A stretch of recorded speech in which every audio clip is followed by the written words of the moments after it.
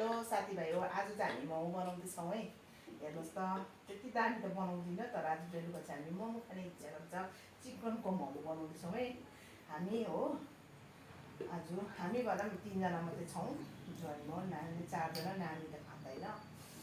मोमो बनाउँदैछौँ। भरे मोमो पाकेपछि तपाईँहरूलाई देखाउने छु है हामी।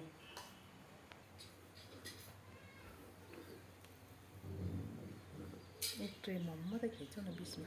ती भाइहरू अघि मैले मोमो भनेको थिएँ, मोमो रेडी भयो है। यहाँ चाहिँ मैले 2टा अचार पिसेको छु, एउटा तिलको, एउटा चाहिँ धनियाँ र टमाटरको अचार।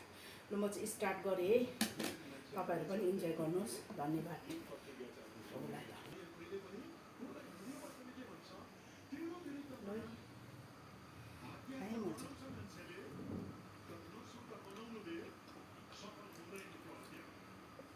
दामी भएको छ।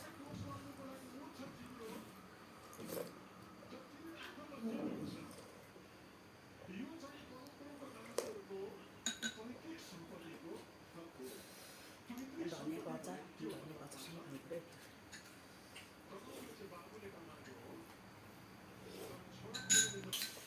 सुप पनि दामी भएको छ।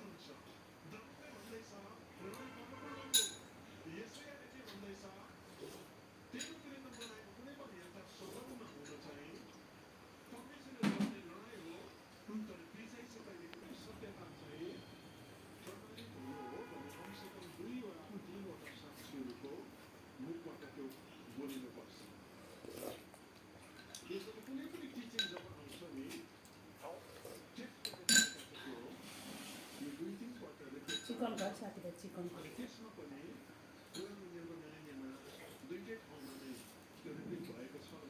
तपाईँहरू पनि इन्जोय गर्नुहोस् है।